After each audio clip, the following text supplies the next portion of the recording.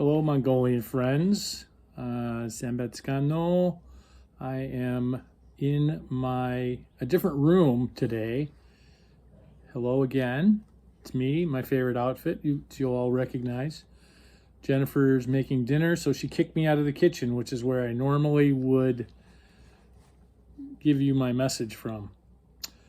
So we heard from Ati today that Mongolia is closing down, is locking down for another few weeks till close to the end of the month. And sorry to hear this news. It's got to be hard to be that strict and lockdown. We'll be praying for you guys tonight at dinner and pray for patience and grace and the opportunity to be good news to your families and friends that you're around. But we'll pray for strength for you as well. So we got our shots last week. It was a single shot, Johnson & Johnson COVID shot. And so we are, I guess of all the shots, it's probably the least effective, but if you get COVID, your chances of dying from it are 0. So any of these will give you that opportunity, but kind of glad we got the one shot, didn't have to go through it twice. It was pretty quick, and we did it all from our car.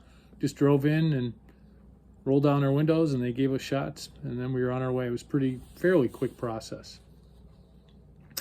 So anyway, let's see what else. News to this week is on April 13th, so next week is our 36-year anniversary.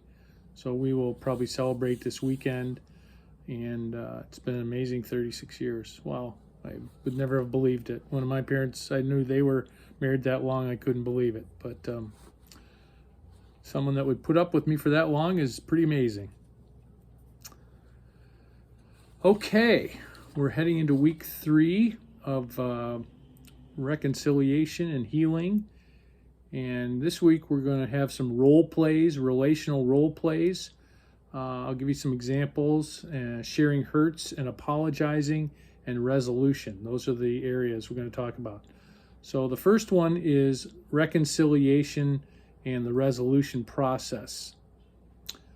And bear in mind, this is from it's a biblical perspective, but how it plays out in each culture can be a little bit different. So I would say the examples I'm giving you are more from a U.S. culture, so it might be slightly different how you would handle it, but generally these are the guidelines you'll want to follow when you have an issue with someone else or them with you, and how to heal and forgive and reconcile and resolve it. So number 1 is the reconciliation and resolution process. So remember, reconciliation is just dealing with the relationship first, getting that to a point where you're willing to work on resolving what the problem is, and that resolving it is focused on the issue. So you can't work on the issue if you don't have a relationship that's at a good point. So reconciliation example for sharing hurts and offenses. Pray first, prepare in advance, and maybe write it down so you don't leave it up to just being trying to figure it out on the spot. You'll want to plan and prepare and ask the Lord to get you have it in a good place, and writing it down is a good idea. It may seem a little not as relational, but it's important that you get this right. So you could say something like, it hurt me when you did this certain action, whatever you'd call it, whatever action it was. It hurt me when you said something mean to me, and it made me feel bad, or whatever, however it made you feel. Those are the effects. So the action, it made me hurt when, that's the action that made you hurt, and then it made me feel, how did it make you feel? That's the effect of the action. It's not an attack, and you're looking for understanding. Okay, so it can go both ways, or one expressing it to the other. So next point is a reconciliation example for apologizing and asking for forgiveness. So this is after the one person has said, it hurt me when, and it made me feel like such and such. And this is for the other person to say, apologize and ask for forgiveness. You want to give an opportunity to apologize and to ask for forgiveness. Then you can give and receive forgiveness. So an example might be, I'm sorry that you experienced whatever the effects were. I'm sorry that you just mentioned. I'm sorry that you experienced hurt from me. And I feel badly that I hurt you by saying something mean. Will you please forgive me? And then give the other person an opportunity to say, yes, I forgive you. Okay. Next point is C. Come up with a plan for resolving issues. So you've gotten to the reconciling part, and now it's talking about the relationship. And now you want to come up with a kind of plan for resolving what the issue or the problem is. So you want to define the facts, gather the facts, what it is, and define what the problem is. The next part is identify and discuss alternatives, different possible solutions, considering all options and alternatives. And you might be able to do this with the person. Hopefully you'll be doing it with the person you're having the issue with, that you can work on and come up with something together. The next point is determine the impact. So evaluate the different solutions in view of how they will affect everybody impacted. Next one is decide by consensus. And a consensus is a general agreement where the parties, the two people, for example, are at least 75% comfortable with the decision. But they can be 100% committed to working it out. So determine by consensus, agree by consensus together to a mutually acceptable solution.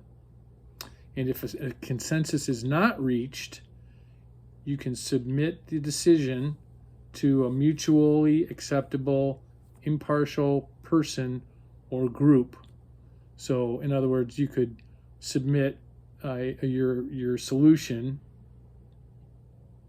to a third party and see if they can decide that that's a good solution that you came up with. It would be someone that would be outside of the problem that you both trust that you could go to. So it's kind of clinical there, so I thought I would give you some examples of how this might work out. So there's 3 role plays. Again, I've done this before. Maybe some of you remember, some of you don't. We have 3 examples of where relational conflict has happened. After describing the situation, one person can role play, sharing their hurts and offenses, and another person can role play by apologizing and ask for forgiveness. I mean, it's a good way to do it, role playing. I will give you examples of role playing, and if you want to do it, or just think about it and think about the questions. First, ask the role players how they felt while doing this after they do it, and then you can discuss the questions following each one. Here's the first one. John and Jen were driving to Mr. Ling's to meet some friends for dinner. On the way, they get into an argument about training or disciplining their children, a common issue. A husband and wife might have a different idea of how to train their children. John accuses Jen of being too easy on the kids, too soft or easy on the kids. His words leave her feeling attacked and uncared for. Jen shares her hurts, and then John apologizes. So if you do this, you can ask, okay, the person playing Jen, let's say Atka, and then John be played by Tolga, for an example, a married couple. How did Jen share her hurts? How did that go? Was that helpful, effective? And then how did John apologize? So you could do this as when you get together sometime, or just between the two of you, and then talk about this. Here's another example. I hope this is making sense. Miga and Olga enjoy shooting arrows, archery, together. After an hour, Miga brags about his bow, how great it is, and says how much better it is than Olga's bow. Olga feels put down, he feels hurt, and in anger breaks Miga's bow in half. Olga shares his hurts with Miga, and Miga apologizes. So how did Olga share his hurts? How did that go? How did Miga apologize? And then what should Olga do since he overreacted? All right, now here's the third one. Honda, Chippo, and Temka were preparing for a big party at Temka's house. While decorating, Honda tells Temka that her house is too dark and needs a lighter color of paint. Honda is unaware that Temka was embarrassed and felt inferior and intimidated by her comments. Temka shares her hurts, and Honda apologizes. So this is putting into practice some of the earlier things we mentioned in this message before we got into the role plays. How does Temka share her hurts? Then, how does Honda apologize? And what, if anything, should Chippo do in this case? All right, so again, you could get a few of you together and role play, or you could just discuss how it was and how to do a good job sharing your hurts and apologizing and resolving based on some of the suggestions, biblical examples and suggestions I had earlier. So this is the most practical part of this, and the more we do it, the better we can get at doing it. And so I'll leave it in your hands. Hopefully the first 2 weeks went well. So I'm guessing that this week you will go through the questions from week 2, and then you'll share the message from week 3. All right, so that's all we have from here for now. We look forward to keeping in touch and praying for you all, and just look forward to seeing you. So until next time, everybody, bye. We miss you all and can't wait to see you. Bye-bye.